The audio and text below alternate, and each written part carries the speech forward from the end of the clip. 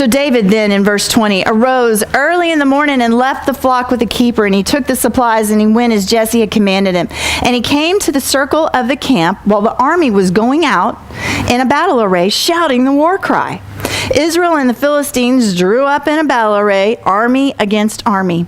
Then David left his baggage in the care of the baggage keeper and ran to the battle line and entered in order to greet his brothers. As he was talking with them, behold, the champion, the Philistine from Gath, named Goliath, was coming up from the army of the Philistines, and he spoke these same words, and David heard him.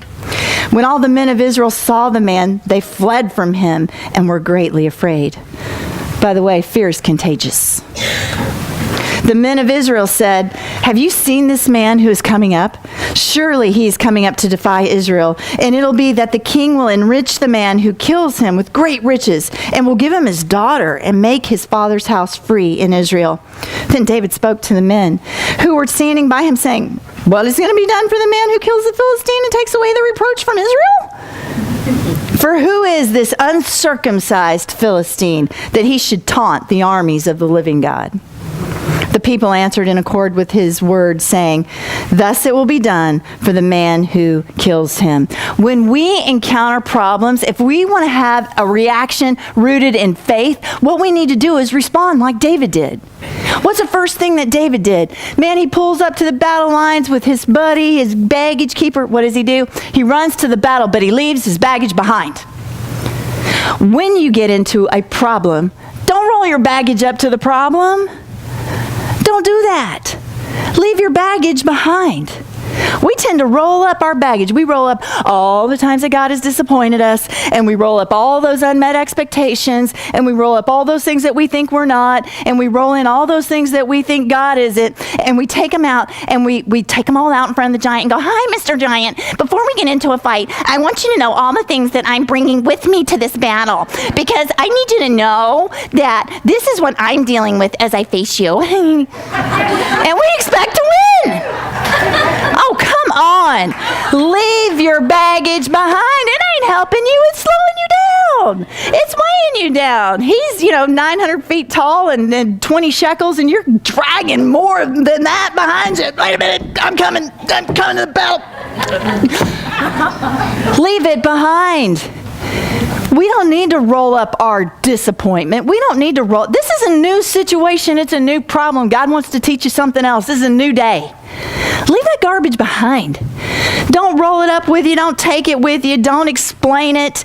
Don't try to, pass it off. We do that, girls. It's like, oh, let me explain why this was the way it was and then why that problem worked out this way. Don't do that. This is a new situation. And by the way, when you leave your baggage behind, approach the problem expectantly. What am I going to get if I deal with this problem? You see, there was a reward for facing Goliath. The king was going to enrich the family of the man who fought Goliath. In fact, he was going to make him free, and he was even going to give him the hand of his daughter. Don't know if that was a good thing, but he was going to do all those things. There was a reward for facing Goliath. When you leave your baggage behind and run expectantly to the battle line, you need to be asking God, what am I going to get? What am I going to get as I face this problem? Because God always trades up. He always gives us beauty for ashes. With him we go from glory to glory. God always trades up. Some of us, we don't believe that. It's like problem hits and it's like, oh no, what did I do now? No, it's what am I going to get now? God wants to give you more of his spirit, more of his power, more of his presence, more of his purpose. But girls, we got to expect it. I'm looking at problems now going, oh, cool, it's an opportunity. What am I going to get? God, how are you going to show yourself differently? How much more of you am I going to get? And believe me, I want all that God has for me. All that he has for me. And more as problems are coming my way, man, I want to see myself partnering with God to go out and slay Goliath. And then I'm asking him, what am I going to get? What am I going to get? What am I going to get? What am I going to get? Now, that is not a selfish thing, because what we're getting is character improvement. We're getting heart renovation. We're getting mind renewal. We're being empowered with his presence and with his purpose. What I'm going to get is more of him, is the ability to have more influence. It's the ability to be stronger in my life. And that's what I want. Hey, what baggage are you rolling around, girls?